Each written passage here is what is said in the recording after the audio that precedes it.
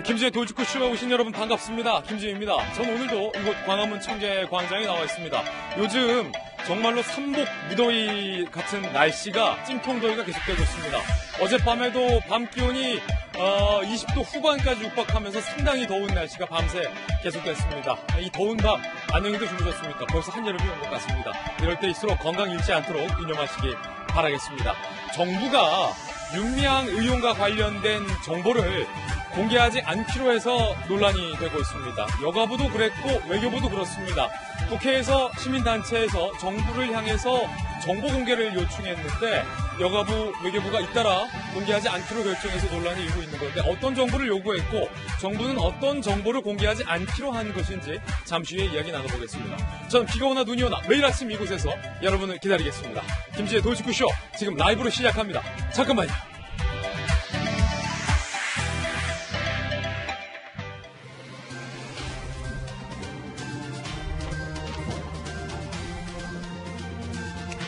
신문 읽어주는 남자입니다. 오늘 조간신문은 어떤 뉴스 주목하고 있는지 지금부터 저와 함께 하시죠. 먼저 동아일보입니다.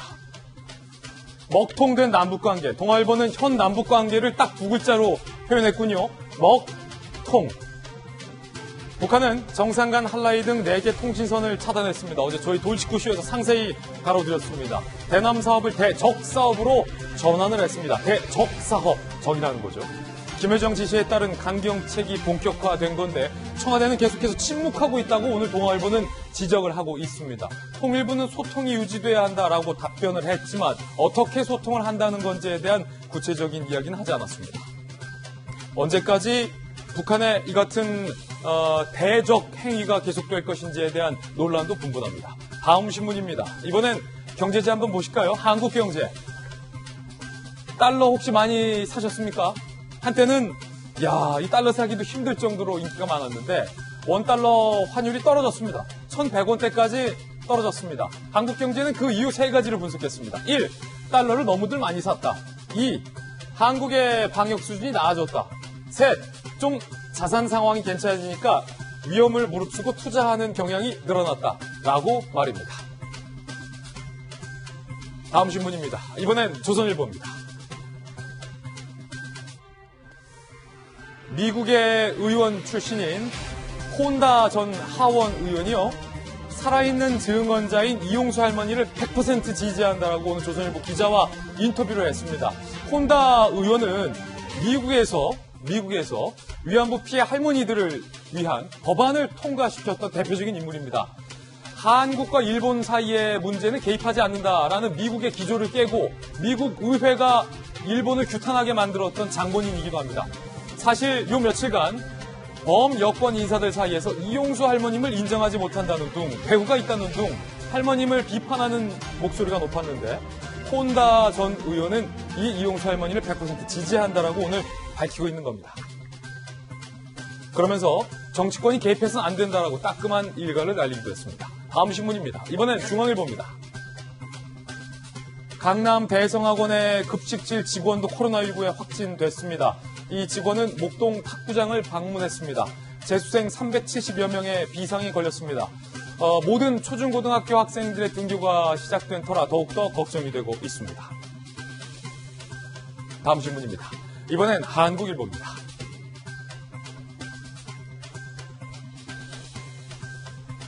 김부겸 의원이요. 대권 포기, 당권 도전 2년 채울 것이라는 승부수를 띄웠습니다. 당대표가 되면 대권 안 나가겠다라는 선언을 한 겁니다. 바로 누구와 비교됩니다.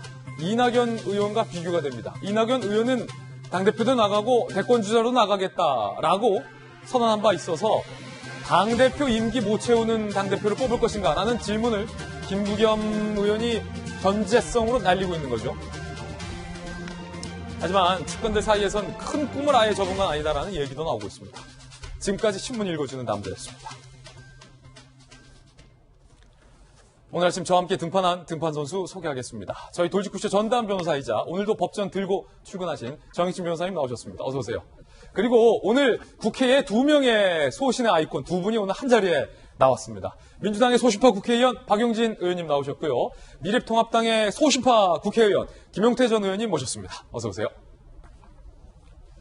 신문기자 출신의 대북 문제 전문가입니다. 한양대 겸임교수 김수영 교수님 나오셨습니다. 어서 오세요. 그리고 전직 청와대 출입기자 출신의 베테랑 기자 이재명 부장도 나왔습니다. 모두들 어서 오세요. 반갑습니다. 네, 오늘 키워드도 3가지 준비했습니다. 하나씩 살펴보죠. 먼저 첫 번째 키워드는요. 쪽지입니다. 쪽지. 숨진 안성 쉼터 소장이 작성한 쪽지가 논란입니다. 검찰의 시각은 무엇이고 정의원 측의 시각은 무엇일까요? 엇갈리는데 잠시 후 이야기 나눠보죠.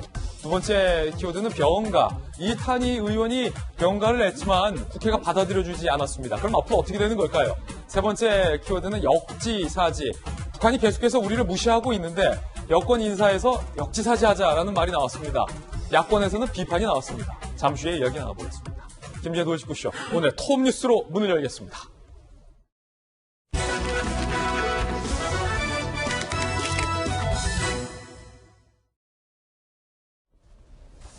정부가 시민단체와 야당의 정보 공개 요구에 잇따라 입을 닫고 있습니다. 윤미향 의원과 관련된 정보를 여가부와 외교부가 공개하지 않기로 함에 따라서 논란이 일고 있습니다. 무슨 이유일까요? 잠시 후에 이야기 나눠보겠습니다. 톱뉴스 주제입니다. 그런가 하면 한편 윤미향 의원은 숨진 쉼터의 소장의 상주 역할을 자처했습니다. 그런데 쉼터 소장이 과연 왜 그런 선택을 했는지와 관련돼서는 아직까지 의문이 해소되지 않는 부분이 있습니다. 검찰에서는 해당 소장을 소환한 적도 없고 소환할 계획도 없다라고 밝혀서 도대체 그의 죽음 이면에 어떠한 연유가 있는지와 관련돼서 의문이 계속해서 나오고 있는 겁니다. 그 가운데 메모가 발견됐습니다. 숨진 A씨의 유품 중에 마포 쉼터에서 작성한 것으로 추정되는 쪽지, 메모가 발견됐는데 지인이 이걸 발견해서 제보를 한 모양이에요. 정의원 기부금 의혹 등을 수사 중인 검찰 수사관의 이름과 전화번호가 기재된 메모가 발견이 된 겁니다. 사실 숨진 소장이 극단적인 선택을 한 것으로는 보이지만 유서 등을 남기지 않았기 때문에 계속해서 의문이 제기되어 왔는데 검찰의 설명에 따르면 압수수색 때 우리 수사관이 불러준 거다. 왜냐? 검찰이 압수수색 당시에 쉼터에 도착했는데 쉼터 관계자가 문을 안 열어준 겁니다. 아니 검찰이 압수수색 왔고 정당한 법을 집행하는데 왜 문을 열어주지 않느냐라고 물어보자 변호사가 올 때까지 열어줄 수 없다라고 쉼터 관계자는 얘기를 했고 그러면 이거 변호사 오면 전달해달라라고 수사관의 이름과 번호를 불러준 거다라는 겁니다. 그러면서 검찰은 고인을 조사하지 않았다. 이 여성이 고인인지는 확인된 바 없다. 압수수색은 변호인의 협의하에 이루어졌고 압수수색 팀과 여성과의 접촉은 없었다라고 분명하게 밝혔습니다. 고인을 조사한 적도 출석을 요구한 사실도 전혀 없음을 명백히 밝힌다라고 밝혔습니다. 자, 이 메모장이 지금 논란인데 그 이유는 윤미향 의원 측에서는 검찰의 무리한 수사 그리고 언론의 취재가 고인을 극단적인 선택으로 몰고 갔다라고 원망을 하고 있습니다. 그런데 그 가운데에 검찰 수사관의 이름과 번호가 남긴 쪽지가 발견되면서 일각에서는 이거 봐라. 검찰이 무리한 수사를 해서 고인이 뭔가 의미를 담아서 남긴 건 아니냐라는 해석도 나오고 있지만 검찰은 전혀 아니다. 압수수색에 협조 안 한 것이 오히려 쉼터 측이다. 문을 안 열어줘서 번호를 남긴 것에 불과하다라고 밝히고 있어요. 어떤 의미일까요? 그렇습니다. 지금 말씀하신 것처럼 이제 이 마포 쉼터의 소장께서 극단 선택을 하셨는데 물론 이제 지금 정의원이나 윤미향 의원이 주장하는 것처럼 뭐 검찰이 과도한 수사, 거기에 대한 압박감, 그리고 뭐 언론의 과도한 취재, 그런 이제 부담감 이런 것 때문에 소장이 극단 선택을 한 것이냐 이것이 지금 쟁점이 되고 있는 건데 그러다 보니까 지금 이제 이 쪽지가 논란이 된 거죠. 근데 앞서 얘기한 것처럼 검찰에서는 이미 숨졌을 때 밝혔었지만 한 번도 조사한 적이 없고 또 조사를 하겠다고 나와달라고 부탁한 적도 없다. 예. 따라서 전혀 이번 수사와 무관하다라고 주장하는 거죠. 그러면서 수사관에 연락처가 적혀 있는 건 그야말로 방금 얘기한 것처럼 압수수색 당시에 연락처 남긴 거에 불과하다 이런 주장인데 역시 이제 이 논란이 계속 커지고 있는 게 미스테리한 대목이 분명히 있는 거죠. 그러니까 물론 마포 쉼터 소장께서 44살부터 그 쉼터를 맡아서 지금 올해 한갑이 될 때까지 16년간 소장 일을 하면서 굉장히 어떻게 보면 자신의 생의 상당 부분을 이 운동, 그러니까 위안부 운동에 바쳤었는데도 불구하고 이게 현재는 부정당하고 이런 상황에서 굉장히 예. 심리적으로 힘들었을 것 같습니다. 그런데 그렇다고 해서 갑자기 사실 이 사건의 어떤 핵심 인물도 아니고 그리고 이번 뭐 수사의 대상도 아니고 그런 상황에서 이렇게 극단의 선택을 했기 때문에 그런 의미에서 이제 지금 경찰에서도 계속 도대체 마지막 통화자가 누구였을까 그리고 한 12시간 동안 차량에다가 전화를 놔두고 거의 연락이 끊긴 그랬어요? 상태였기 때문에 그 동안에 어떤 일이 있었는지 계속 추적하고 있는 그런 상황입니다. 그렇습니다. 고인의 죽음, 물론 안타까운 죽음입니다. 그렇기 때문에 고인이 왜 그런 선택을 했는지에 대한 규명도 경찰에서는 하고 있는 건데요. 의문들이 많다라고 말씀을 해주셨습니다.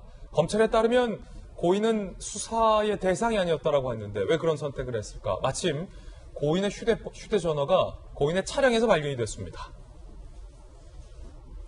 이것도 의문입니다. 자택 안에서 숨진 채 발견된 고인이 정작 휴대전화는 차량 안에 두고 자택에 들어갔던 겁니다. 경찰은 이 휴대전화를 포렌식하고 있습니다. 쉼터 소장 휴대폰 포렌식 12시간의 부재 무슨 일이? 지난 6일 오전 10시 35분 A씨가 파주 자택으로 귀가했고 12시간 후에 전 동료가 연락이 안 된다며 신고를 한 건데 숨진 채 발견이 된 거죠. 집 안에서 휴대전화는 차량에 있었어요. 왜 휴대폰을 차에 두고 귀가했는지도 의문이고 경찰이 포렌식을 하는 이유는 이 고인이 생전에 누구와 어떤 통화를 했는지를 보기 위해선 라는 분석도 나오고 있습니다. 경찰은 행적을 수사하고 있습니다. 사망 경위 추정 단서를 적었는지 여부가 과연 수사의 대상이 될 것 같습니다. 그리고요, 경찰 관계자는 정확한 사망 경위와 마지막으로 통화한 사람이 누군지 유서 형식의 메시지가 있는지 등을 확인하기 위해 포렌식 작업을 완료했다. 분석 끝나는 대로 마지막 통화자 등을 직접 조사할 것이다. 정영진 변호사님. 네네. 그래서 휴대폰이 중요하군요. 지금 오늘날에는요, 핸드폰이 사실은 내 삶의 블랙박스 같은 거예요. 예. 그러니까 내 핸드폰을 보면, 어떤 사람의 핸드폰을 보면 그 사람이 무엇을 했고 심지어 무슨 생각을 하고 있는지도 알 수 있는 그런 시대가 됐단 말이에요. 그래서 이제 이런 이벤트가 발생을 했을 때 수사기관에서 핸드폰 가지고 제일 먼저 보는 건 뭐냐면요. 누구와 통화를 갖다가 했느냐. 그 다음에 보는 거는 문자 있지 않습니까? 예. 뭐 카톡이나 여러 그 SNS 포함해가지고 그 다음에 또 궁금해하는 게 무엇이냐면은 무엇을 검색했느냐. 이런 것들이 굉장히 중요한 단서가 될 수 있는데 그런데 보시다시피 12시간 동안 그 돌아가신 고인께서 차 조수석에다가 핸드폰을 두고 왔다는 거거든요. 그러니까 12시간이 이렇게 붕 뜬 거예요. 빈 거예요. 그래서 일반적인 경우보다는 사실은 그 구체적인 내용들을 파악하는 게 쉽지는 않겠지만 그러나 그럼에도 불구하고 단서가 있을 수가 있어요. 어떤 단서냐면 내가 핸드폰을 차에 두고 있기 때문에 내가 발신하거나 문자를 보낼 수는 없지만 나한테 핸드폰으로 연락이 왔을 수 있지 않겠습니까?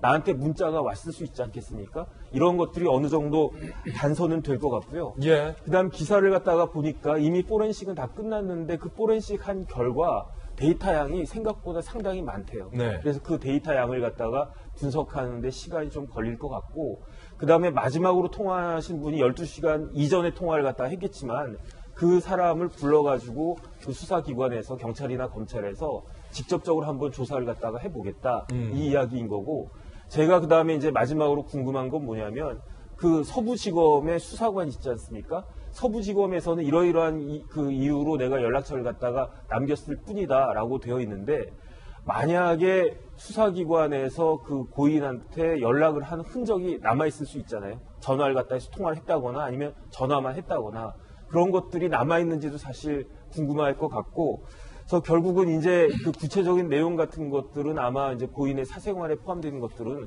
공개는 안 되겠지만 그 적어도 고인이 어떤 그 경위로 해서 이러한 그 선택을 갖다가 하셨는지에 대한 이야기는 그 적어도 수사기관 내에서는 파악될 수 있지 않을까 그런 생각이 듭니다. 예. 쉼터 소장의 장례식장에 박원순 시장도 방문을 했습니다. 그 영상 함께 보시죠.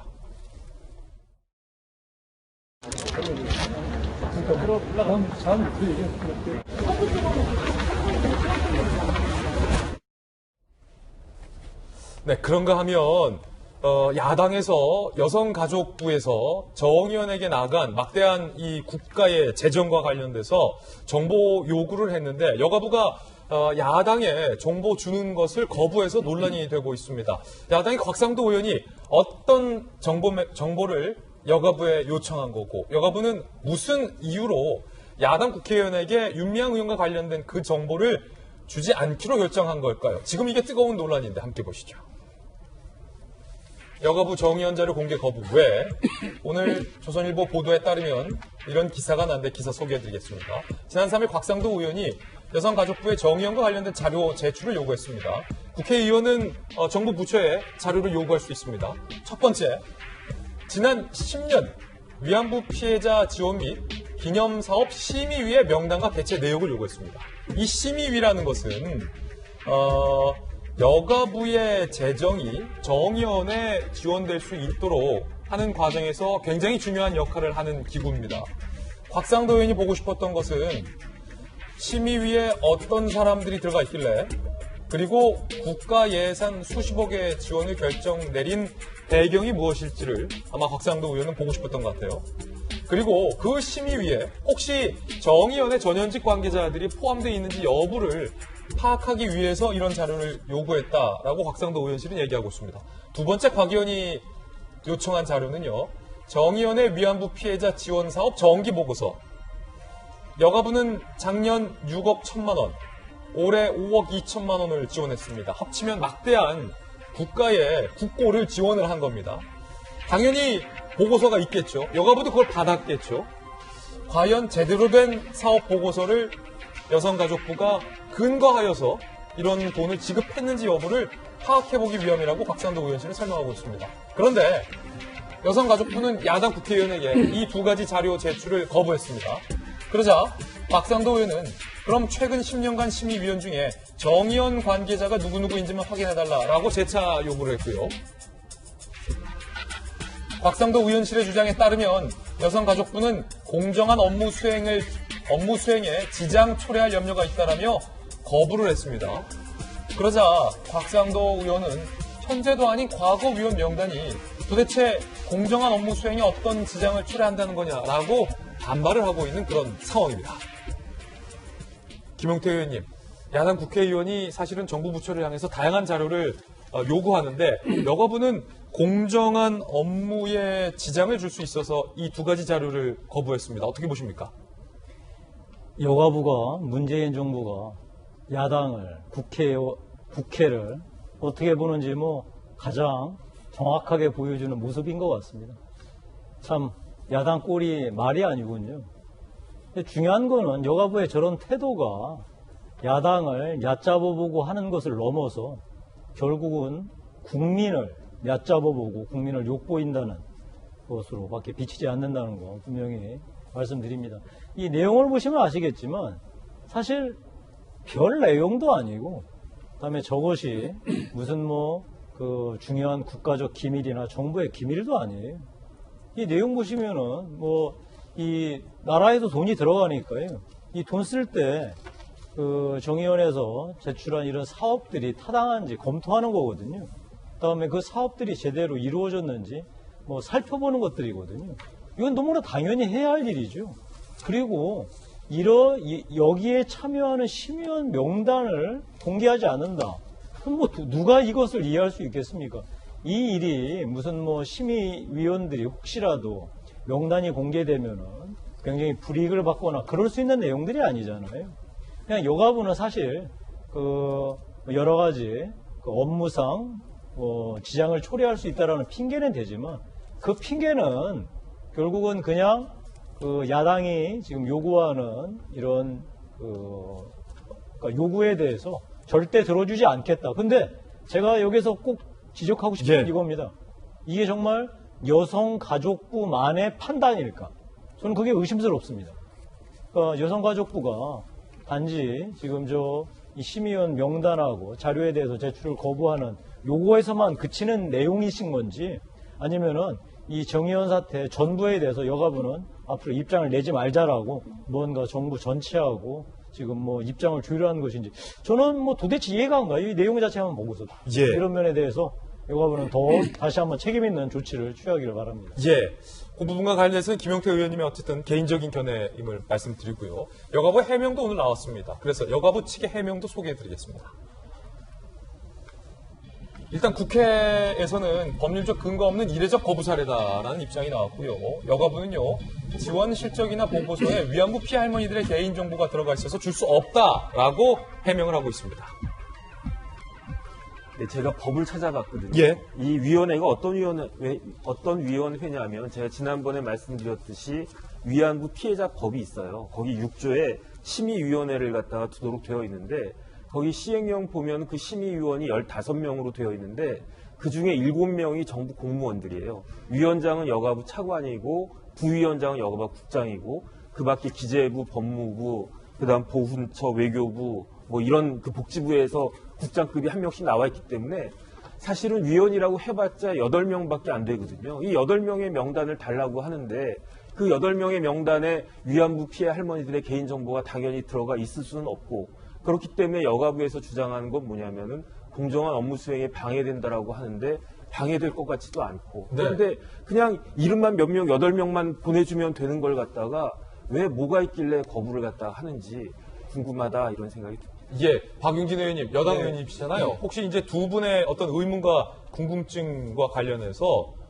우리가 보지 못한 부분이 혹시 있나요? 제가 이재경 재선이라 옆에 선수 높으신 분이 있어요. 네. 정확하게 맞는지 모르겠는데요. 국회에서 아무 때나 내놔 하면 이제 주는 건 아니에요. 예. 특히나 관련 상임위에서 할 때는 상임위의 의결을 거쳐서 위원장이 도장 찍어서 가서 이렇게 오는 거거든요. 그런데 이제 보통은 그 관련 상임위 위원이 달라고 했을 때 안 주면 나중에 뭔 일을 당할지 모르니까 그런 복잡한 절차 없이 이렇게 보내줍니다. 예. 아마 우리 김용태 의원님도 정무위원장을 맡으셨었기 때문에 예. 그런 상황 절차는 다 아실 텐데 지금 이제 그 국회가 개원했음에도 불구하고 안타깝게도 원구성을 못했어요. 그래서 곽상도 의원은 이전 20대 때는 교육위원 소속이셨는데 지금은 아무 무소속이신 거죠.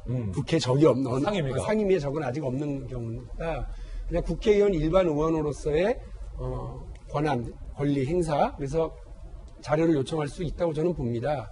그러나 이제 관련 상임위가 아니니까 이제 말빨은 떨어지는 상황일 거다. 그렇군요. 이거 하나 말씀을 드리고요. 소위. 그리고 지금 우리 변호사님 말씀하신 것처럼 그 상황에 대한 자료 요구를 지금 거부를 했는데 상임위가 구성되고 그 관련 상임위에 야당 의원이 요구하면 제가 볼 때는 거부하기는 만만찮아요. 아, 이건 줘야 된다. 못 견딜 거예요. 예. 예. 왜냐하면 국회의원은 여야를 떠나서 그 피감기관에 대한 자료 요구는 뭐 거의 기본입니다. 국민들을 위해서 그렇게 하는 거고요. 마구 파헤쳐서 갑질해야지 이게 아니라 제대로 역할을 하고 있는지 예산은 제대로 집행하고 있는지를 보는 건 헌법이 규정한 국회의원의 역할이기 때문에 그렇거든요. 근데 다만 지금 곽상도 의원이 저걸 왜 달라고 그러는지는 너도 알고 나도 알고 너도 알고 야도 알죠. 예. 그래서 그걸 보는 우리도 알고. 그래서 하고 있는 거라는 거는 저도 이해를 합니다. 그러나 예. 아마 상임위가 구성되고 나면 저렇게 무작정 거부하기는 어려울 것 같고 제가 볼 때는 저런 관련한 자료에서 민감한 자료, 개인정보 사실 지우고 주거든요. 지우고 주면 된다. 예, 보통 그렇죠. 상임위 때 자료를 까맣게 이렇게 보면 처리해 주잖아요. 예. 그래서 불필요한 국민적인 오해를 살 필요 없이 좀 이렇게 관련 부처의 담당 공무원들이 좀 잘 고민하셔가지고요 협의하고 또 민감한 뭐 못 주는 거 분명히 가리고 그리고 이제 분류한 뒤에 처리할 수도 있을 거다고 생각이 듭니다. 세 분 말씀 들어보니까 줄 수 있고 주면 된다라는 건데 혹시 일각에서는 작년과 올해 여가부가 지원한 금액이 10억 원이 넘지 않습니까? 김용태 의원님. 혹시 관리 부실 책임이 여가부도 무관치 않다는 지적이 많이 나왔어요. 혹시 그것과 관련돼서 꺼리는 것이 아닐까? 뭐 그럴 수도 있겠고요. 근데 다만 여가부가 내놓은 이 못 준다라고 하는 해명 자체가 뭐 우리 박용진 의원이 말씀하신 대로 납득하기 어렵고요. 박용진 의원 말씀대로 상임위가 구성돼서 상임위 위원이 자료를 요구하면은 줄 것도 같다 이렇게 말씀을 하셨는데요. 제가 보기에는 그렇지 않을 것 같습니다. 그래요? 작년에 그 기억들 나시나요? 손혜원 의원 그 부친께서 국가유공자가 됐다. 그래서 예. 그게 과연 규정에 맞느냐. 그래서 그거를 심의했던 국가유공자 선정 심의 그 위원회 명단과 회의록을 공개해달라. 요구했는데 안 했어요. 그래서 국회에서는 어떻게까지 했냐면은 그럼 국정감사의 자료로 달라. 예. 그게 가장 강하거든요. 그것도 거부하더라고요, 보훈처에서. 자, 그러니까 그거는 그 당시 뭐 손혜원 의원의 정말 위세가 워낙 당당했기 때문에 아마 보훈처에도 그랬던 것 같은데. 그거는 이번에도 이제 한번, 김 의원님의 추측. 이번에도 예. 보십시다. 한번 우리 여가부가 어떻게 나오는지. 박용준 의원이 말씀하신 대로, 다음 여기 계신 모든 분들이 말씀하신 대로, 곽상도 의원이 요구한 이런 내용들이 무리한 게 아니고, 다음 여가부가 지금 주지 않겠다고 하는 그 이유 자체가 타당치 않다는 걸 알고 있잖아요. 따라서 상임위가 구성된 다음에 정식으로 자료 제출 요구했을 때 어떻게 나오나 보십시다. 예. 외교부도 윤미향 의원과 관련된 자료 공개를 거부해서 계속 논란이 되고 있습니다. 여가부에 이어 외교부도 10억엔, 일본이 10억엔을 배상해 줄 것을 윤미향 의원이 사전에 알았느냐 여부가 상당히 지금 중요한 논란거리인데, 그걸 알 수 있을 자료, 외교부가 쥐고 있다는 거죠. 2015년 외교부는 한일 위안부 합의 전에 윤미향 당시 정대협 대표와 면담을 가진 걸로 알려져 있습니다. 쟁점은 윤미향 당시 정대협 대표가 일본의 10억엔 지급 약속 합의 발표 전에 알았느냐 있는 거죠.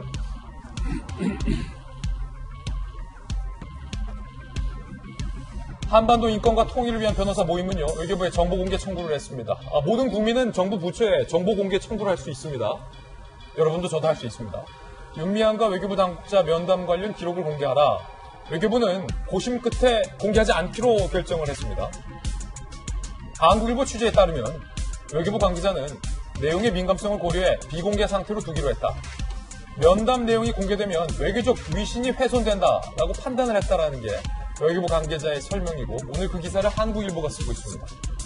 이에 대해서 정보 공개를 요청했던 한변 측은요, 아니 국가 간 협의도 아닌 정부 부처와 시민단체 면담 내용이 외교적 위신과 무슨 상관이냐, 공개 못할 이유가 없다라고 반발을 하고 있는 그런 상황입니다.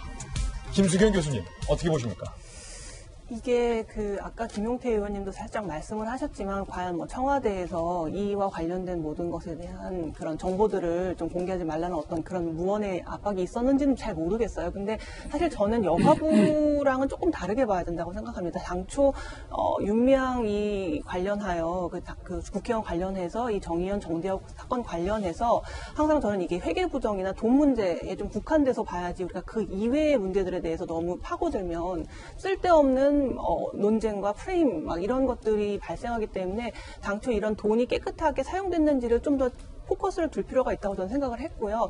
그 여가부 같은 경우는 어쨌든 국가보조금, 세금이 어떻게 사용됐는지를 당연히 국민의 한 사람으로서 알고 싶고, 그거에 대한 정보를 달라고 한 거기 때문에 저도 여가부가 어떻게든 개인 정보가 민감한 부분이 있으면 그 부분을 가려서라도 좀 국회의 어떤 이런 요구에 협조를 해야 된다고 생각하는 편입니다만, 외교부 같은 경우는 이제 외교부가 얘기하기를 이걸 공개할 경우에 외교적 신뢰를 잃을 수 있다. 아마 이제 그 당시 2015년에 그 합의가 있기 직전에 그 윤미향 당시 정대협 대표하고 외교부 당국자가 만나서 우리 뭐 이런 그 10억엔을 알았냐 말았냐만 얘기하진 않았을 거 아니에요. 뭐 한일 간에 어떤 얘기가 오갔고 합의의 내용이 어떻게 됐을 거다라는 얘기도 있을 수 있죠. 이런 것들을 그냥 공개해 버리면은 한일 관계의 물론 지금 한일 관계가 좀 좋지는 않습니다만 굳이 그걸 공개해서 한일 관계에도 좀 금이 가고 신뢰가 깨지고, 당초 비공개를 전제로 하고 이렇게 면담을 하고 되게 편하게 이야기했을 텐데, 그런 것들을 다 공개하는 것이 어떤 득이 있고 어떤 실이 있을 것인가를 생각해 볼 때 좀 실이 더 많을 것이다라고 판단해서 외교부에서 그렇게 결정을 한 거라고 생각하고, 그 부분에 대해서는 저는 그렇게 크게 그 여가부와 똑같이 생각하면 안 된다, 그렇게 생각하는 편입니다. 이재명 기자, 국회 반장 출신이잖아요. 지금 사실 정치권에서도 윤미향 의원이 합의 전에 10억엔 지급 여부를 알았는지 여부가 상당히 좀 논란이잖아요. 그게 왜 중요한지, 무슨 의미인지. 두 번째는 아까 디테일인데, 외교부가 바로 공개하지 않기로 결정한 게 아니라 고민 끝에 비공개로 두기로 결정을 했다. 라는 거거든요. 외교부 내부에서 뭔가 이게 있었다는 거로 추정이 좀 되네요. 정보 공개 청구는 사실 누구나 할 수 있습니다. 예. 단체가 할 수도 있고 개인이 할 수도 있고 기자들도 하고 뭐 누구나 할 수 있는데, 그렇게 되면 10일 이내에 답변을 줘야 됩니다, 기본적으로. 근데 그걸 한 차례 연기했기 때문에 그만큼 이제 외교부 내에서 또 논의가 있었다, 이렇게 볼 수 있을 것 같고요. 근데 김수경 교수 얘기하셨지만 일단 이제 이 논의가 왜 중요하냐 하면 사실 이건 회계 부정이라는 본류하고는 좀 거리가 있는 거지만 어쨌든 정대협이 피해자 중심주의라고 했던 피해자 중심주의라는 이제 위안부 할머니들의 의사가 가장 중요한 거고 그 의사가 충분히 반영됐느냐, 그러니까 2015년 한일 위안부 합의에 충분히 반영됐느냐 이제 이 논란 속에서 당시 한국 정부는 그 위안부 할머니를 대표하는 정대협 대표와 충분히 사전에 상의를 했다라는 이제 얘기가 있었던 거고 그다음에 이제 정대협에서는 우리도 구체적인 내용을 알지 못했다 이렇게 주장하고 있기 때문에 어느 말이 맞느냐 이제 이런 이제 어떤 논란이 있었고 거기에 대해서 지금 그럼 당시에 외교부와 정대협 윤미향 대표 간의 면담 내용을 보면 알 수 있지 않겠냐. 그래서 이제 정보 청구가 됐었는데 뭐 얘기한 것처럼 뭐 한일 간의 외교 문제로 비화될 수도 있고 그리고 이 면담 자체가 애초 비공개이기 때문에 공개하는 것 자체는 옳지 않다 이렇게 판단했다는 게 이제 외교부의 해명이고요. 그런 점에서 뭐 논란이 있을 수 있죠. 왜냐하면 이게 뭐 아까 전에 한변도 그렇게 주장하지만 어떤 국가 간의 외교적인 뭐 문건도 아니고 그냥 어떻게 보면 사적인 면담 내용인데 왜 공개 못하냐 하지만 사실 이런 생각은 듭니다. 이 면담 내용이 공개된다고 해서 과연 이 논란이 깨끗하게 정리될 것이냐. 그렇지 않다면 외교부 입장에서 약간 오히려 논란이 계속 확대되는 것을 꺼린 게 아닌가 이런 생각이 드는데 아까 여가 문제는 분명히 다른 것 같습니다. 분명히. 제가 오늘 동아일보가 정대협 전 대표였던 신혜수 지금 유엔인권 정책센터 이사장 인터뷰를 했었는데 거기 이런 내용이 나옵니다. 그러니까 윤미향 대표가 2007년도에 정대협 대표가 됐는데 그때 처음으로 상근 대표가 됩니다. 그 전까지는 모두 무보수 공동대표 체제였는데 윤미향 대표 때부터 처음으로 월급을 받는 상근 대표가 되고 그리고 그때부터 정부 지원금을 받기 시작합니다. 그러니까 그 전에 정대협과 윤미향 대표가 된 이후의 정대협은 다른 겁니다. 그래서 신혜수 전 대표는 어떤 얘기를 하냐면 윤 대표가 전력 투구하면서 운동을 많이 키운, 그러니까 위안부 운동을 많이 키운 공이 있지만 한 사람에게 힘이 집중되고 그 체제가 너무 오래간 것은 위험했다라는 얘기를 동아일보 인터뷰에서 합니다. 그러니까 결국은 정대협이 그 이전과 다르게 국가 보조금을 받고 윤미향 1인 체제 하에서 사업을 여러 가지 진행했습니다. 그 사업의 문제가 되는 게 지금 어떻게 보면 이 사태 본류기 때문에 그 점에 대해서 정부는 충분히 해명해야 할 의무가 있다. 여가부는? 그렇죠. 그런 생각이 듭니다. 제가 지난주에 말씀드렸죠. 절대 권력은 절대 부패한다. 우리 이 정대협 운동을 이끌어왔던 전임 대표께서 말씀하시잖아요. 여러분들이 협의를 하면서 문제를 풀어나가는 게 아니라 한 사람한테 모든 책임이 주어지고 권한이 주어지면 어쩔 수 없이 문제점이 발생할 수밖에 없다. 저는 그래서 여러분들이 다 이제 얘기하셨으니까요. 여가부 자료 공개하시고요. 국회에 협조하십시오. 박윤주 대표. 저는 외교부의 면담 자료 공개와 관련한 태도는 저는 맞다고 봐요. 여가부권이랑 다르다. 그래서 이번 사안에 대해서 얘기할 때 단순한 면담 기록이 아니에요. 거기에는 우리가 일본을 상대로 어떠한 외교전을 펼쳤고 심리전을 펼쳤고 또 그로 인해서 우리가 지금 당장 얻은 이 이득과 지금 당장 잃어버린 손해가 뭐고 이것이 장기적으로 어떻게 될 건지 이런 우리의 작전 도상도 다 설명했을 가능성이 있거든요. 왜냐하면 당사자를 대표해서 나온 윤미향 대표에게 이렇게 설명하는 거였기 때문에 좀 민감한 점이 있다고 봅니다. 그래서 그 부분에 대한 외교부의 판단은 존중해 주실 필요가 있고요. 여가부 문제와 관련해서는 상임위 구성되면 자꾸 상임위로 미뤄요. 어렵지 않게 얻을 수 있을 것 같은데요. 그걸 지켜보고 한마디 좀 더 드리면 우리가 이걸 원래 나눠보기로 하자고 제가 처음부터 저도 주장을 했지 않습니까? 그러니까 회계 투명성과 관련된 거는 지금 검찰이 다 들고 갔잖아요. 그 빨리 좀 분석해서 검찰의 수사 결과 발표되고 조치들이 진행되면 될 문제예요. 근데 지금 이 문제가 지금 약간 양상이 윤미향 의원과 관련된 모든 거는 다 한 번씩 다시 점검해보자라는 분위기로 가는 건 그닥 좋지 않습니다. 그러니까 지금 외교부 문제는 민감사항과 관련해서 실제로 있을 것 같기 때문에 저것도 한번 뒤져보자. 그래서 한번 공개해봐라. 이렇게 가는 거 별로 좋지 않다고 보고요. 대통령도 아까 우리 기사 소개할 때 오늘 조간신문 소개할 때 혼다 전 의원은 이용수 할머니 100% 지지했다. 우리 국민들도 다 지지하시고요. 또 대통령도 공개적으로 얘기하셨고 그렇기 때문에 자꾸 이렇게 우리가 갈라갈 필요가 없는 일입니다. 회계 투명성 문제에 대해서는 너무 쉽고 간단한 문제니까 빨리 그거 확인하고 우리 위안부 피해자들을 위한 인권운동과 관련된 국민적 지지를 가지고 있었던 그 운동의 정당성에 대해서 어떻게 이거를 유지해 나갈 건지 잘못은 어떻게 고쳐 나갈 건지 이 부분을 해야지 자꾸 이렇게 막 일이 일파만파 윤미향과 관련된 건 다 들여다보자 이런 방식으로 보는 건 저로서는 그다지 좋은 방향은 아닌 것 같다는 생각입니다. 예. 자, 첫 번째 이슈였고요. 이번에 저희가 준비한 두 번째 이슈입니다. 오늘 하플 순서인데 오늘 어떤 분들이 하플 3인방에 선정됐을지 바로 만나보시죠. 이탄희 그리고 이수진 두 분의 국회의원 이야기 오늘 하플 첫 번째 소식이고요. 9살 여아를 학대했다라는 의혹을 받고 있는 의붓 아버지의 병이 오늘 나왔습니다. 해명이 오늘 나왔습니다.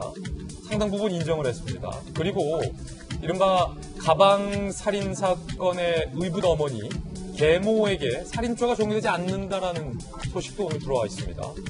그리고 세 번째 하플은요. 여성 공무원을 폭행해서 실신시켜놓고 옆에서 태연히 아이스크림을 먹은 국내 한 남성의 사건도 오늘 새롭게 들어와 있습니다. 어떻게 그럴 수 있죠? 잠시 후에 이야기 공개하겠습니다. 첫 번째 하플은요. 바로 이탄희 의원 소식입니다. 병가를 제출했는데 병가가 받아들여지지 않았습니다. 그럼 앞으로 이탄희 의원 의정생활 어떻게 해야 될까요? 반려당한 이탄희 의원의 공황장애 병가 대신 청가서 공황장애를 호소한 이탄희 의원 국회에 병가 신청서를 제출했습니다. 그제 오전 이 공황장애 고백 일각에서는 용기 있다라는 평가도 나오고 있고 또 다른 일각에서는 국회가 시작되자마자 병가하는 것이 과연 적절했느냐 그렇다면 이 사실을 알고서 공천을 했느냐라는 논란이 양쪽에서 여전히 일고 있습니다. 국회 사무처는요 국회의원이 병가라는 것은 관련 규정이 없다. 병가 안 된다. 반려를 통보했습니다. 국회의원은 병가 못 내는군요. 그제 이탄희 의원은 본회의에 불참했습니다. 하루 기간 청가서를 제출했습니다. 청가는 일종의 불출석 이유죠. 오늘 무슨 일이 있어서 못 간다. 국회법 32조. 의원이 사고로 국회에 출석하지 못할 때에는 청가서 또는 결석신고서를 의장에게 제출해야 된다. 이탄희 의원 측에서는요. 앞으로는 국회에 일이 있을 때마다 그때마다 청가서를 제출하는 방식으로 휴식기를 가질 예정이다. 라고 밝혔습니다. 매달 지급되는 1,100여만 원의 세비가 유지돼서 여전히 하지만 논란이 되고 있습니다. 오늘 이 기사 동아일보가 썼는데 기사 소개해드렸습니다. 일단은 정혁진 변호사님. 네네. 이 본질에 대해서 들어가기 전에. 네. 국회의원은 병가 못 쓰는군요. 별로 좋은 직업 아니네요. 근데 왜 이렇게 다들 하고 싶어 하시는지는 잘 모르겠는데 일단 저는 어떤 생각이 드냐면 지금 옆에 있는 두 분을 살짝 지금 매긴 건 아니죠? 아픈 건 아픈 거예요. 그 다음에 사실은 우리나라에 저렇게 정신적으로 힘들어 하시는 분들이 사실 굉장히 많이 계세요. 예. 그 다음에 이탄희 의원과 관련해가지고 그렇게 병이 아프면 몸이 안 좋으면 왜 출마를 갖다가 했느냐 이런 말씀을 하시는 분들도 있지만 내가 극복할 수 있다 그런 생각을 할 수도 있었거든요. 네. 그 다음에 오죽했으면 지금 저런 오픈을 갖다가 했을까 그런 생각이 갖다가 들면서 그러면서 역시 이거는 일단 사람을 갖다가 치료하는 게 우선적이다. 네. 그다음에 이거 아까 김용태 의원께서 하신 말씀인데 대신에 국회의원으로서 아직 기여한 바는 없으니까 세비 관련해서는 본인이 적절한 조치를 갖다가 취했으면 좋겠다라고 말씀하신 게 이제 삼선의 김용태 의원 말씀이셨는데 아까 방송 전에 우리끼리 한 얘기. 네네. 예. 저는 거기에 전적으로 동의를 갖다가 합니다. 예, 김용태 의원. 예, 이거는 네 가지로 딱 정리하면 될 것 같습니다. 공황장애는 본인이 정신적으로 절대 치료할 수 없습니다. 저는 너무나 뼈아픈 일을 작년에 겪어봤어요. 정말 제가 너무나 존경하고 사랑했던 정두원 의원이 예. 저 공황장애 저걸로 결국은 이제 유명을 달리했는데 이 정도로 무서운 병입니다. 저는 정신적으로 극복할 수 있는 병이 아니기 때문에 반드시 집중적으로 치료를 받아야 됩니다. 따라서 저는 이태환 의원이 반드시 치료에 집중하길 바랍니다. 자, 그러면 일각에서는 사퇴 얘기도 나오는데 그건 말이 안 되는 소리입니다. 분명히 말씀드립니다. 국민이 뽑으셨고 국민의 대표이기 때문에 사퇴하는 건 말이 안 되고요. 그럼 세 번째, 이분이 그럼 어떻게 할 것이냐. 저는 그래도 치료를 하시려면은 이 세비 문제 계속 나오는데 세비 문제 본인이 잘 판단하시기 바랍니다. 이 병이 만약에 의정활동 하는 도중에 만약에 발생했으면 이 세비 문제에 대해서는 그렇게 아마 여러분들이 나쁘게 생각하지 않을 거예요. 그런데 의정활동 이전에 얻었던 이 병환이기 때문에 본인이 치료에 집중할 때 그 세비 문제는 본인이 상식적으로 국민이 납득할 수 있는 방안으로 잘 처리하시기 바랍니다. 예. 매달 1,100여만 원 세비가 이렇게 지급되는군요. 그렇죠. 그러니까 일반 수당이 한 750만 원, 그리고 특별활동비가 310만 원, 이 정도, 그리고 이제 기타 수당 등 해서 한 1,100만 원 정도가 매달 국회의원 이제 개인에게 지급이 되고 있는데, 그러니까 청가서를 내면, 청가서라는 게 내가 본회의나 상임이나 회의를 갈 수 없는 이유를 적은 거죠. 그거를 이제 국회의장한테 내면, 그리고 그게 받아들여지면 특별활동비가 삭감되지 않습니다. 그러니까 원래 그걸 내지 않고 그냥 본회의를 빠지거나 하면 특별활동비가 삭감되는데 이제 그렇지 않은 거죠. 그래서 청가서를 내라 이렇게 얘기한 거고, 그러니까 이탄희 의원은 아주 선한 의도에서 병가를 내려고 했던 겁니다. 예. 그렇게 해서 이제 오히려 수당 같은 걸 안 받고 하려고 했던 거죠. 근데 이제 국회 사무처 해석은 이겁니다. 국회의원도 분명히 정무직 공무원인 건 맞는데, 하지만 근무 시간이나 장소가 특정되지 않죠. 그러다 보니까 일반 공무원처럼 병가나 연가 규정을 적용할 수는 없다. 그러니 병가를 내지 말고 그냥 청가서를 내라 이런 거고, 청가서가 매번 회의할 때마다 낼 수도 있지만 기간을 정할 수도 있다고 합니다. 언제부터 언제까지 어떤 사람이 못 나온다. 그래서 2018년도에 신보라 의원이 출산휴가를 냈었는데, 그때도 출산휴가를 낸 게 아니라 청가서를 내서 출산휴가를 대신했다, 이렇게 지금 알려지고 있습니다. 그래서 아마 국회 사무처도 그런 의미에서 청가서를 이제 내라고 한 것 같습니다. 네. 이탄희 의원은 제가 좀 같이 의원 연구 모임도 같이 이제 하기로 했고요. 그리고 여러 차례 국회 들어오고 나서 여러 차례 만나고 이야기도 많이 나눠본 의원입니다. 근데 최근에 이게 좀 심해진 건가요? 근데 이제 본인이 몸이 좀 안 좋다라고 얘기를 하면서 한번 약속을 연기해달라고 한 적이 있었어요. 그렇군요. 네. 근데 그때는 몰랐는데 본인이 저렇게 자기 고백이라고 하는 글을 통해 가지고 이제 상황을 설명을 하고 국민들에게 양해를 구했는데 되게 단단한 의원이에요. 이렇게 이야기를 해보고 만나보고 생각을 들어보면 되게 단단한 의원이고요. 그렇기 때문에 이렇게 용기도 낸 거라고 저는 생각합니다. 그리고 김용태 의원님 말씀하신 것처럼 절대 저 문제가 그냥 혼자서 이렇게 해결될 문제가 아니기 때문에 당연히 그런 고백하고 공개적인 절차를 통해서 공인으로서의 어떤 책임 있는 태도를 취하려고 하는 것도 저는 잘했다고 생각을 합니다. 아마 그 보도된 것만 봤는데 의원실 관계자 말에 따르면 역시 이 문제 있지 않습니까? 이제 급여 문제와 관련해서는 세비 문제와 관련해서는 이렇게 좀 합리적으로 정리하고 국회 규정에 충분히 따르겠다라고 하는 입장을 가지고 있는 걸 보면 여러 가지 법적 행정적 규정들을 잘 따져가지고 할 거라고 보고 있습니다. 무엇보다도 단단한 젊은 의원으로 국민들의 기대가 큰 만큼 하루빨리 건강 회복하고 씩씩하고 멋있는 의정활동, 그리고 사법개혁이라고 하는 본인의 이제 국회의원으로서의 본인의 사명이다, 역할이다 생각하고 계신 부분에 대해서 빛나는 역할을 보여주시길 기대하겠습니다. 예. 그런가 하면 역시 판사 출신의 이수진 의원이 논란의 대상인데요. 판사를 국회에서 탄핵하겠다라고 재차 의사를 밝혀서 논란이 되고 있습니다. 그런데 그 이수진 의원이 협박 혐의로 검찰에 고발이 됐습니다. 이야기 들어보시죠. 공포심을 일으키기에 충분한 정도의 해악을 고지한 것이고 고의성도 있으므로 명백히 형법 제283조 협박죄를 저지른 것이다. 단지 모욕감을 느낀다는 이유로 법관의 탄핵을 운운하는 것은 삼권 분립을 부정하고 법치주의를 훼손하는 위험천만한 발상이다. 시민단체 법치주의 바로 세우기 행동연대, 줄여서 법세련이 이수진 의원을 이른바 협박죄에 해당한다라고 주장을 한 건데요. 이수진 의원이 양승태 사법부의 법관 인사를 총괄했던 김연학 부장판사를 법관 탄핵 검토 대상 1순위로 지목하고 계속해서 재차 해당 김 판사를 탄핵할 것을 추진하겠다라고 밝힌 것이 이 법세련의 주장에 따르면 협박죄에 해당한다라고 주장을 하며 검찰에 고발을 한 상황인 겁니다. 정혁진 변호사님. 네네.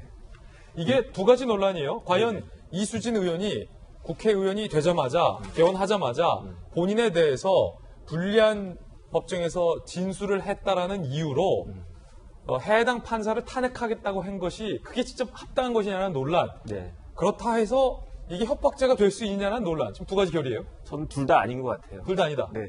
이수진 의원의 행동도 부적절하고, 그 다음에 이제 협박죄로 그 고발을 갖다가 한 게 제가 봤을 때 기소될 가능성은 0.001% 정도 되는 것 같다.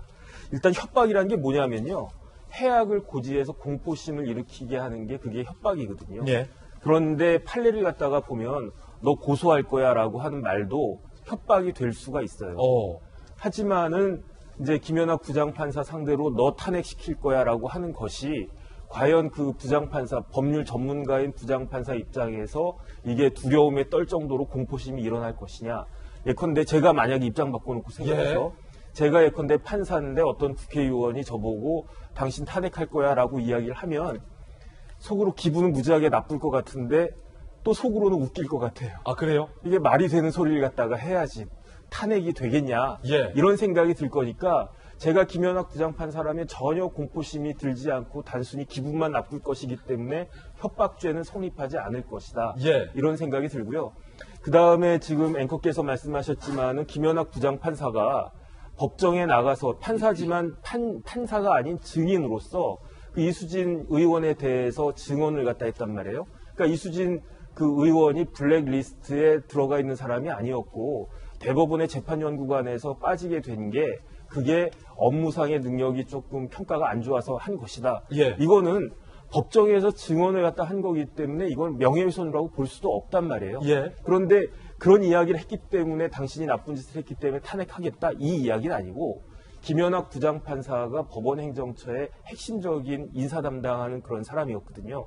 그때 사법농단을 했다라고 해서 그러니까 제가 봤을 때 이거는 견강부회죠. 왜냐하면 내가 기분 나쁜데 내가 기분 나쁜 걸 가지고 뭐 어떻게 할 수는 없으니까 다른 이야기를 가지고 이 사람을 갖다가 골탕을 먹이든지 어쨌든 좀 그러겠다 이런 이야기니까 그러니까 그것도 사실은 적절하지가 않고 또 그렇다고 해서 이걸 갖다가 피해자도 아닌 제3자가 예를 들어서 이제 제가 전혀 공포심이 없는데 박용진 의원이 당신 공포심 느꼈을 것 같아 하면서 내 대신 고발을 갖다 한 것과 똑같은 거기 때문에 검찰에서 기소할 가능성은 제가 봤을 때 거의 희박하다 이 생각이 듭니다. 그렇군요. 자, 김용태 의원님 어떻게 보십니까?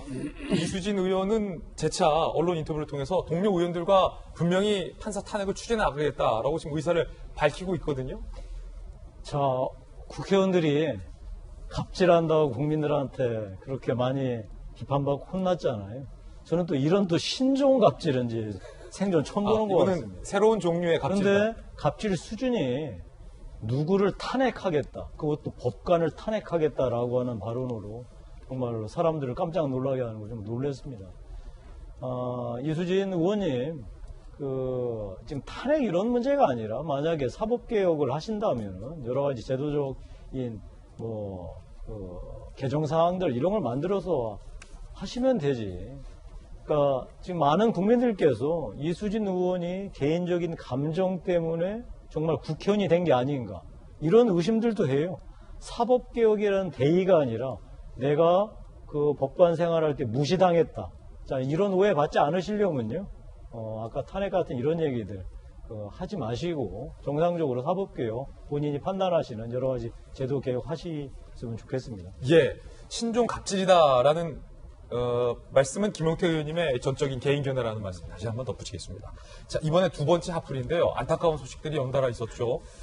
의붓 아버지에게 학대를 당한 것으로 의심이 됐던 9살 소녀가 온몸에 상처투성이, 머리에 핏자국이 있는 채로 어른용 슬리퍼에 잠옷바람으로 길거리를 배회해서 시민들에 의해서 구조됐던 사건, 많은 사람들을 가슴을 아프게 했습니다. 그런데 그 의붓 아버지의 해명이랄까요? 진술이랄까요? 오늘 나왔습니다. 함께 보시죠. 의붓 아버지의 변은 이렇습니다.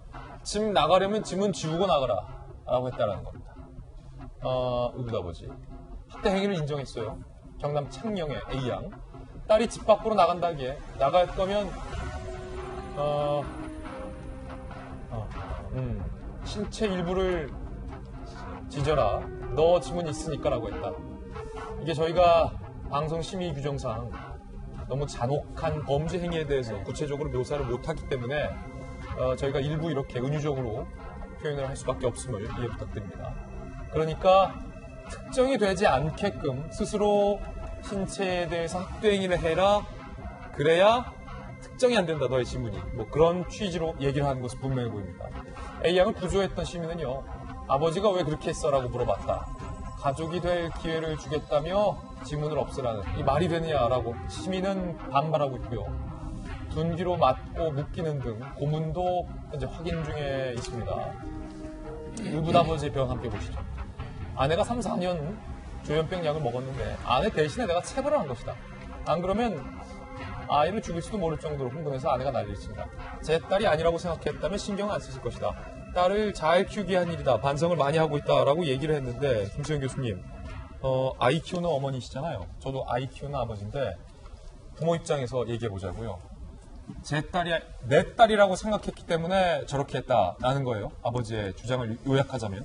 진짜 이 사건, 그 일련의 사건들 때문에 아이 가진 부모님들은 이제 정말 실제로 너무 슬퍼서 울었다는 분들도 많아요. 이 사연이 너무 정말 기가 막히고 너무 아이가 안 돼서 이게 아동학대의 좀 슬픈 점이 뭐냐면 아이에게는 부모가 전부고 생존이에요. 부모가 없어진다는 거는 내 생존 자체가 위협을 받는다는 거기 때문에 이렇게 학대를 받아도 부모로부터 분리되는 거에 대해서 두려움을 갖는단 말이죠. 예.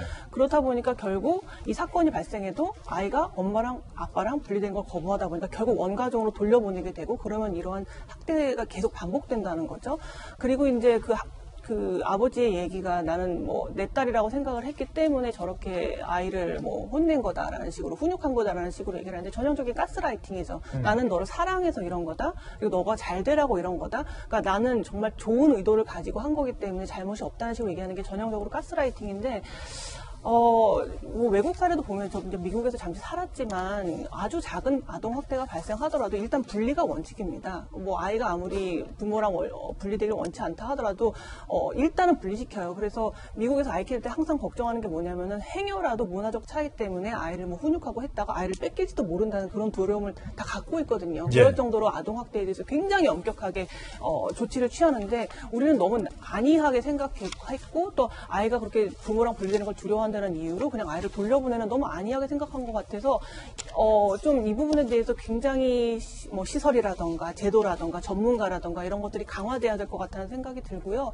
또 한 가지 제가 이제 이 사건들을 보면서 이제 한번 말할 기회가 있으면 얘기를 해야겠다고 생각한 게 뭐였냐면은 이제 이게 의붓아들, 계부, 계모 이제 이런 얘기들을 많이 하는데 너무 이 부분에 심하게 집중할 필요는 없는 것 같아요. 사실 재혼 가정에게 많은 상처를 주는 사건이 될 수 있거든요. 그렇다면은 물론 이들이 저지른 짓은 정말 천인공노할 짓인 것은 분명하고 당연히 법적으로 강하게 처벌하고 또 조치도 취해야 되겠지만 너무 그렇게 그 계모라서 계부라서 이런 식의 프레임으로 우리가 생각하는 것은 좀 곤란하다 그런 생각이 듭니다. 예. 물론 이제 내가 낳은 자식처럼 사랑으로 잘 키운 계부계모들도 많습니다.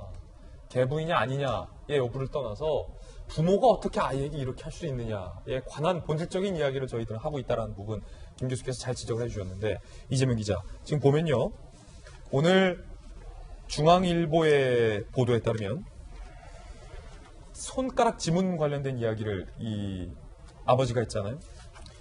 아이가 집을 나가도 지문을 조회해서 다시 돌아올 수 있으니 없애고 나가라는 말이었다라고 오늘 중앙일보는 해석을 했고요. 오늘 또 다른 보도에 따르면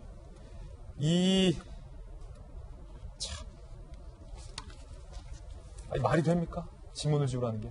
그렇죠. 그러니까 이게 지금 뭐 아마도 뭐 끔찍해서 사실 표현하기조차 힘든 그런 사건인데 아마도 이제 밖에 나가서 본인의 그 아이의 신원이 드러나면 본인이 이제 했던 범죄 행위들 굉장히 오랫동안 지속적으로 학대가 자행됐기 때문에 그런 것이 드러날까봐 아마도 이제 그런 말도 안 되는 정말 아예 지문을 없애고 나가라 이런 얘기까지 했던 걸로 좀 보이는데 아니 그러고서 자기 친딸이라고 여겼다라는 말이 나옵니까?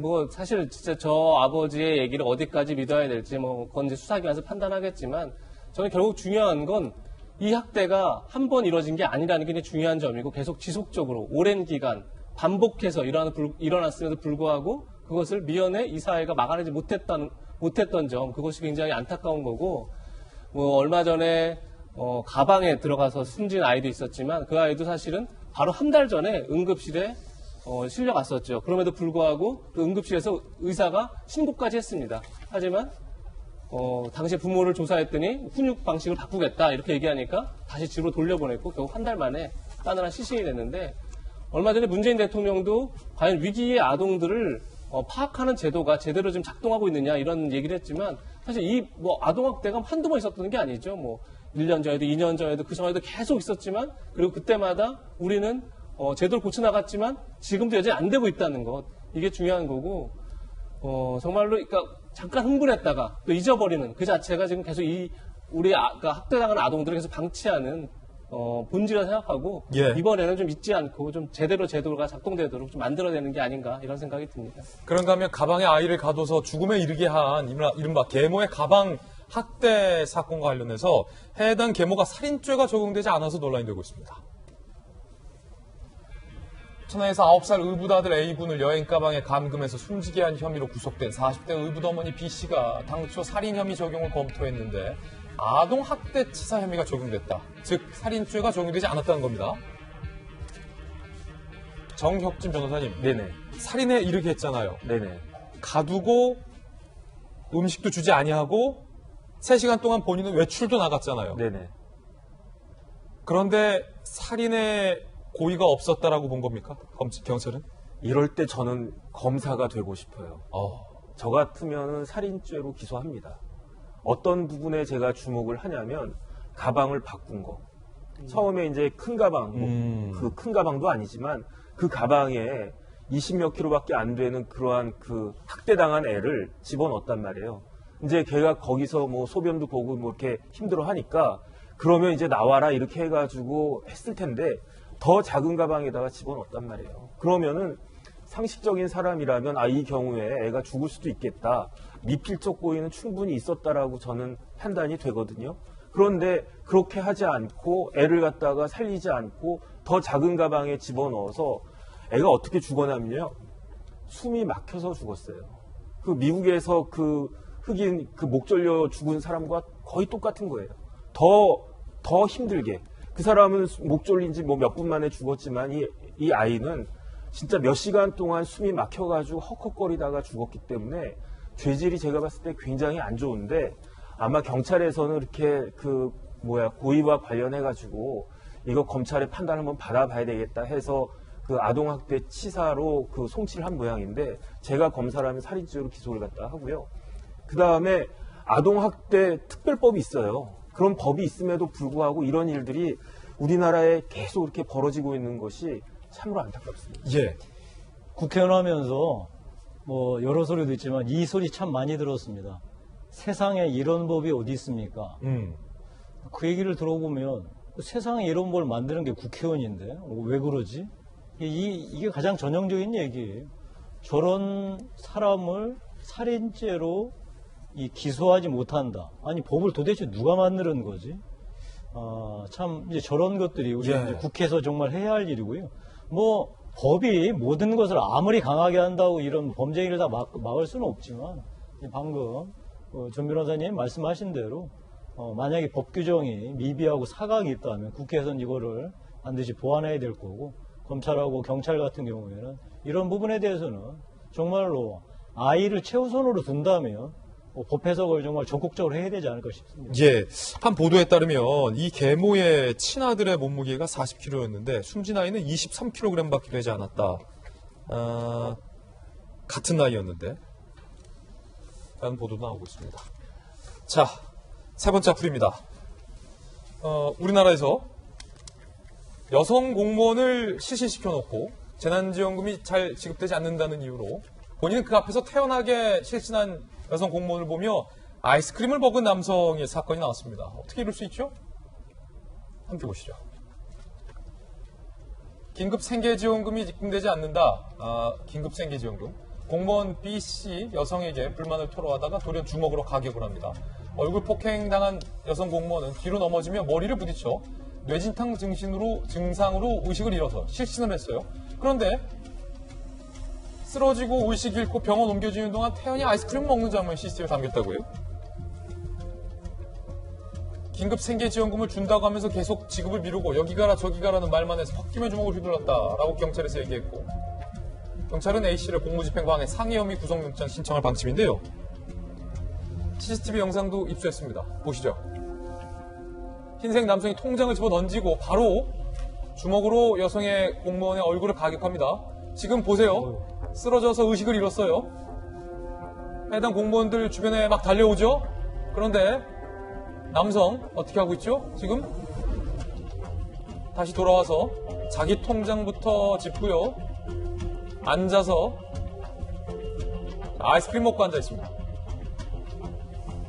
아이스크림 먹고 앉아 있어요.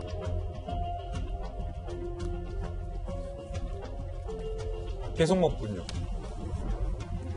박용진 의원님. 네. 아니, 이게 말이나 됩니까? 사람이 쓰러졌는데. 자기의 주먹여에서. 아니, 오늘 아침은 다 이렇게 우울한 뉴스만 다루세요. 예.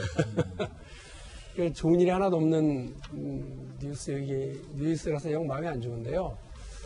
그래서 이게 세상이 자꾸 팍팍해지니까 자기의 분노를 제대로 조절하지 못하는 걸 넘어서서 남에게 상해를 입히고 피해를 주고 이렇게 하는 경우가 너무 많은 것 같아서 많이 안타깝습니다. 저 가해자 입장을 아무리 100번 이해하려고 그래도요.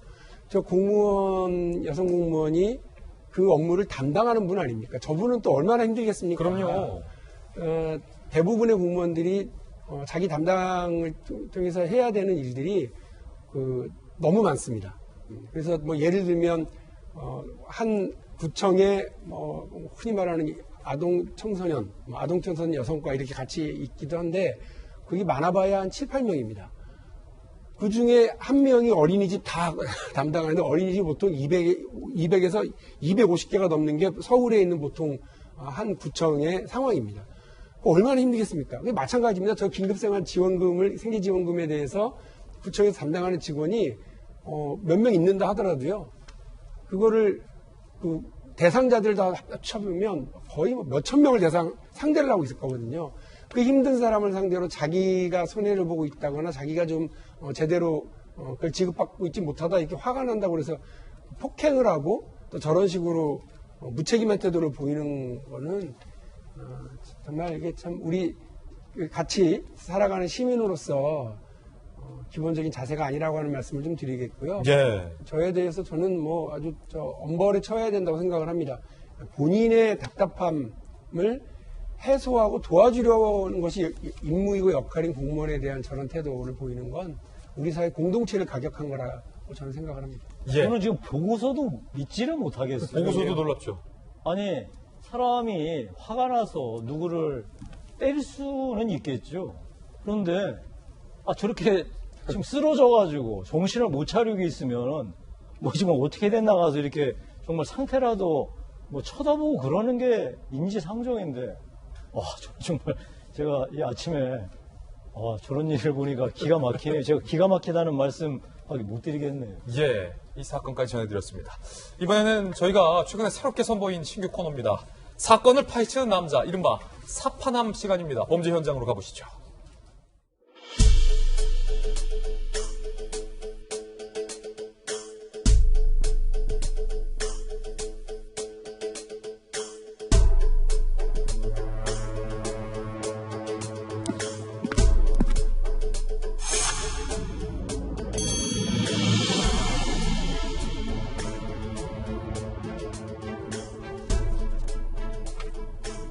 사건을 파헤치는 남자 사파남 김지입니다. 오늘 저와 함께 사건 파헤쳐 주실 분 모셨습니다. 형사 출신의 변호사 박성배 변호사님 나오셨습니다. 어서 오세요. 안녕하십니까? 네, 오묘하고 황당하고 충격적인 사건이 발생을 했습니다. 한 남성이 한 여성을 상대로 성폭행을 벌였습니다. 그런데 성폭행을 벌인 남성에게 무죄 판결이 내려졌습니다. 도대체 이거 무슨 사건일까요? 왜 법원은 무죄 판결을 내린 걸까요? 언제나 그랬듯 범죄 현장엔 단서가 있습니다. 저와 함께 범죄 현장부터 살펴보시죠.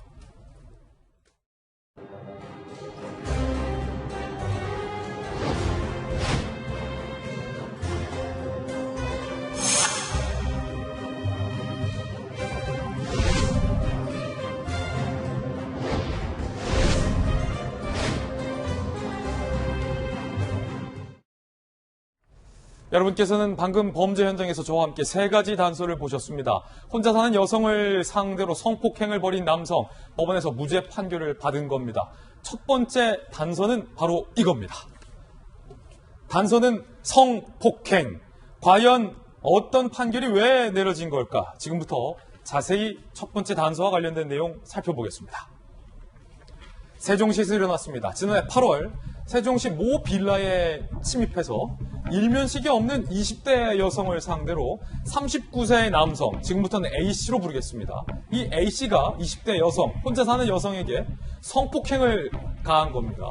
A씨는 주거 침입, 강간 등의 혐의로 기소가 됐는데 지난 4일 법원에서 무죄가 선고된 겁니다. 무죄 판결이 나온 거예요. 아니, 박성배 변호사님, 누가 보더라도 모르는 여성의 집에 침입을 해서 일면식 없는 여성을 성폭행했는데 이게 무죄예요. 이거 어떻게 된 겁니까? 재판부는 A씨가 강간이라는 사실을 알았거나 알고도 용인했다고 볼 수 없다고 판시하는데, 특히 알고도 용인했다고 볼 수 없다는 표현은 미필적 고의도 인정하기 어렵다는 겁니다. 아니, 그게 무슨 뜻인가요? 미필적 고의는 내가 행동하는 이 행위가 범죄에 해당할지도 모른다는 생각을 하면서도 모르겠다, 그냥 계속 할래 라는 용인 또는 감수 의사를 말합니다. 이 A씨에게는 이러한 용인 또는 감수 의사조차도 인정하기 어렵다는 게 재판부의 판단이었습니다. 그럼 재판부 말대로라면 이 남성이 성폭행을 저지르면서도 이게 범죄인지 전혀 인식을 못했다는 겁니까? 전혀 인식하지 못했고 범죄에 해당할지 모른다는 인식조차도 부족하다고 판단한 겁니다. 그럼 두 사람 사이에 뭔가 일이 있었다는 거네요? 그렇죠. 그게 바로 두 번째 단서입니다. 여기서 나오는 두 번째 단서는 이겁니다. 채팅 앱입니다. 랜덤 채팅 앱. 과연 랜덤 채팅 앱과 이 성폭행 남성이 무죄를 받은 판결 사이에 어떤 관계가 있을까요? 함께 보시죠. 정말 궁금해지는데. 성폭행 상황극. 성폭행 상황극. 랜덤 채팅 어플리케이션에 글을 올린 35세 여성에게 이 A씨는 연락을 하는데요. 해당 여성은 성폭행 상황극을 할 남성을 찾는다라고 얘기를 했다고 합니다. 그리고 해당 여성은 이 A씨에게 주소와 현관 비밀번호까지 알려줍니다. 남성은 알려준 주소로 찾아가서 A씨가 성폭행을 한 건데, 그러니까 박성배 변호사님, 이 남성의 주장은 상황극을 하자고 해서 상황극을 한 것뿐이다. 법원은 이 남성의 말을 높게 산 거군요. 그렇습니다. 온라인 채팅 앱을 통해 자신의 주소, 현관 비밀번호, 심지어 자신이 집에 있는 시간까지 알려주는 것을 보고 현장에 찾아가 A씨가 성폭행을 저질렀다. 그 자체는 A씨에게 이 행위가 성폭행에 해당한다는 미필적 고의도 인정되기 어렵다고 판단을 한 것이고, 실제 행위를 했을 때 피해자의 행동도 반항 정도에 비춰봤었을 때 연기에 불과하다고 오인시킬 만한 행동이었다고 재판부가 판단한 겁니다. 즉 A씨가 전체적인 상황 자체를 제대로 인지하지 못한 상태에서 행위를 했기 때문에 성폭행에 대해서는 무죄를 선고하여야 한다는 판시를 한 겁니다. 예, 그런데 지금 이 판단이 박성현 변호사님 상당히 논란인 거잖아요. 상당히 논란이 되고 있죠. 왜 논란인 거죠?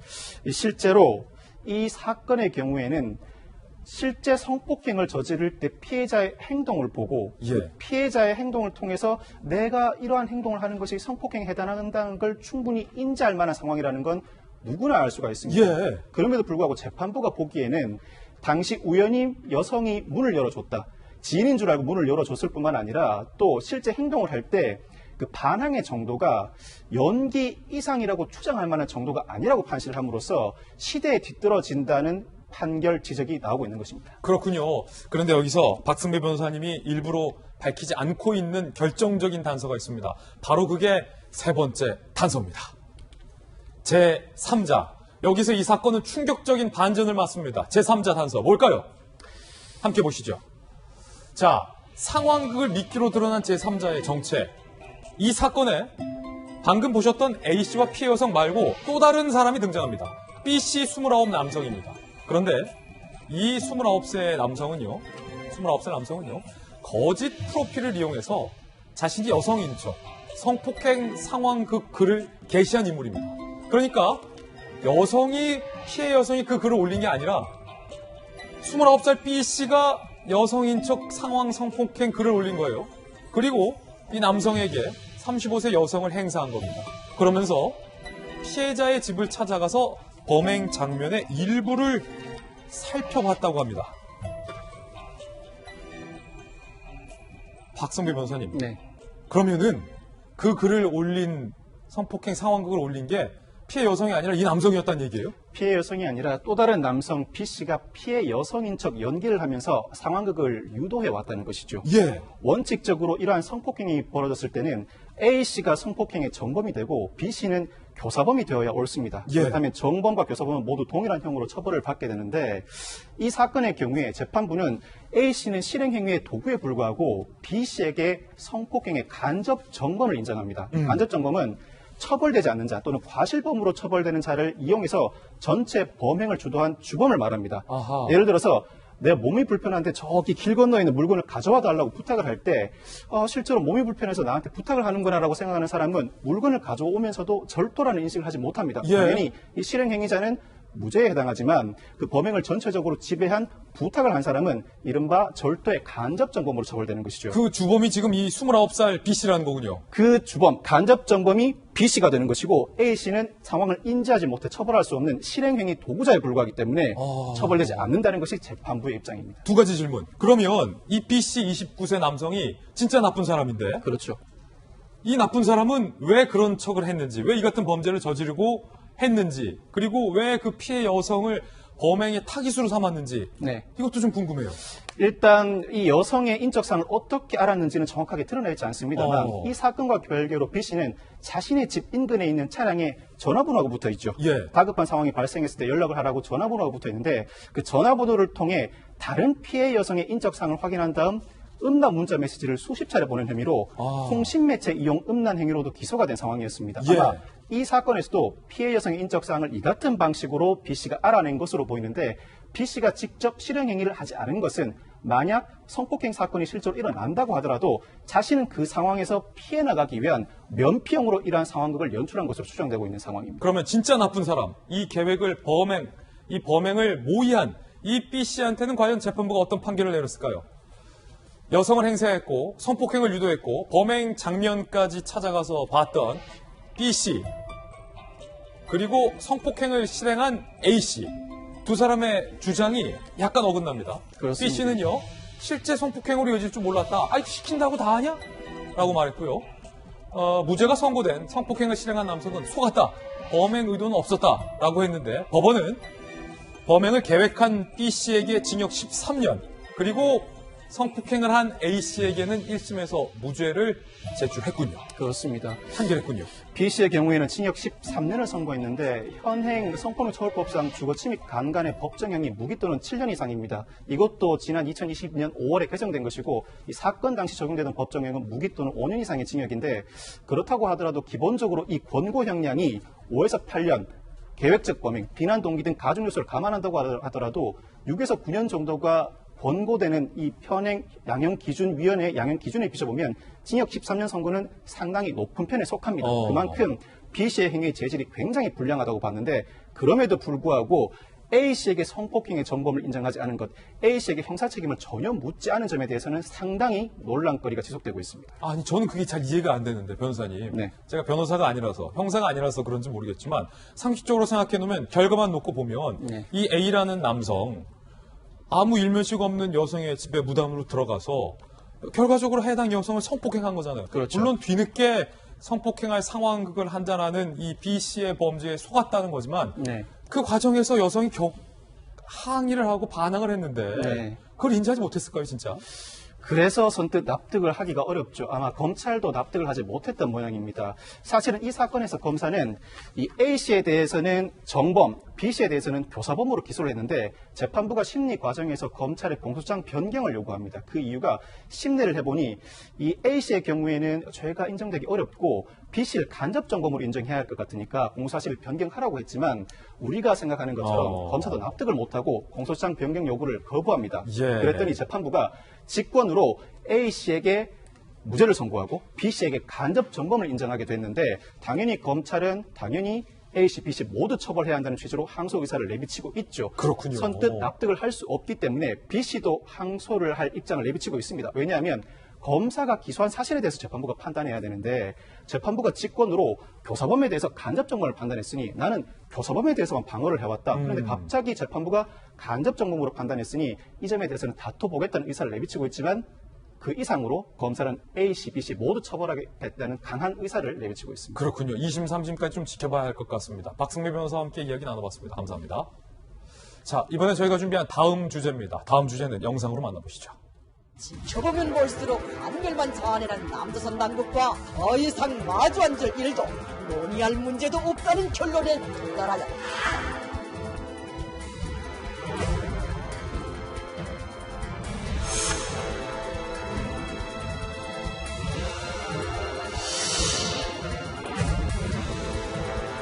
남북 정상 간 합의사항이 제대로 지켜지지 않는 것에 따른 북측의 누적된 불만, 계속 저자세, 비굴한 자세를 취하니까 갈수록 북한의 태도가 오만방자해지는 것 아닙니까?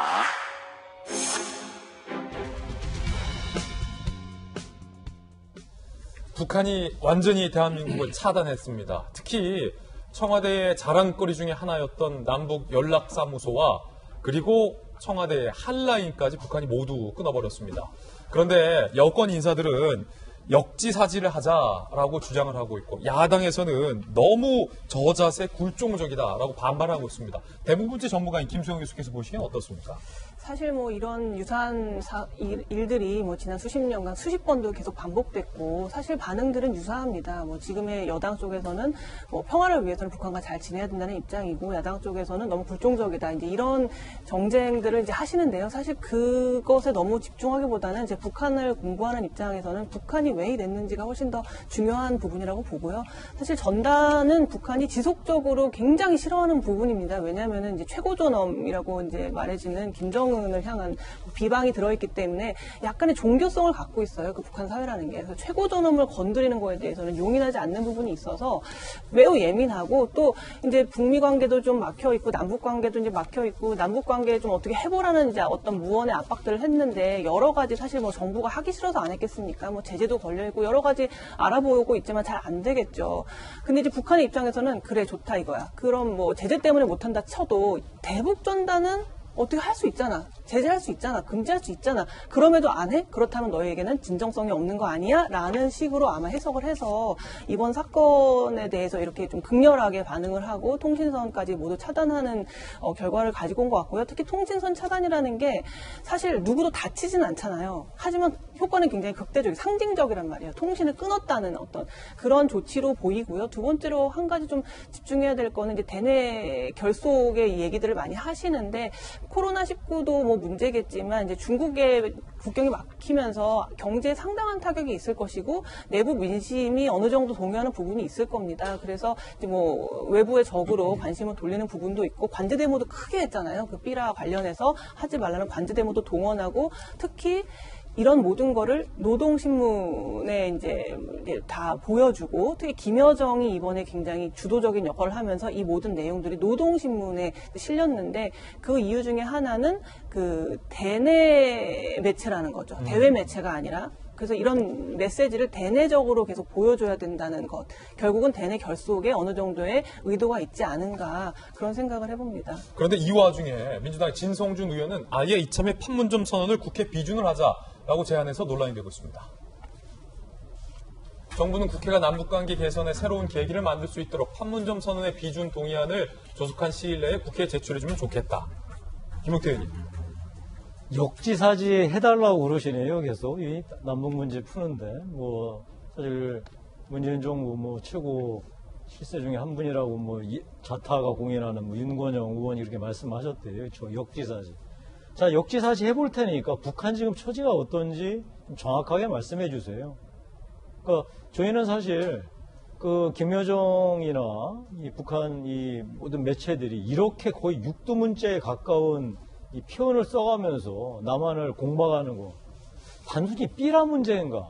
잘 알지를 못하겠어요. 우리 저 김두정 박사님은 삐라가 굉장히 이제 중요한 문제라고 생각하시다고 말씀하시고, 우리 어제 또 박용진 의원께서는 그 삐라 하나도 제대로 처리하지 못하면서 무슨 뭐 정권을 유지하겠느냐 북한이 뭐 이런 얘기 하셨는데, 저는 그거 말고 삐라 말고 뭐가 있는 것 같아요. 그러니까 그런 얘기를 좀 해주시면 우리가 뭔가 좀 비상한 조치를 취하긴 취해야 되겠구나, 이렇게 좀 할 텐데, 우리가 하는 취한 행동은 뭐냐면 그야말로 무슨 뭐 불감청위원장 고소원 식으로 뭐 이 삐라 문제 해결하라니까 법 만들겠습니다, 이런 식으로 나오니까 국민들이 좀 황당해하지 않겠어요?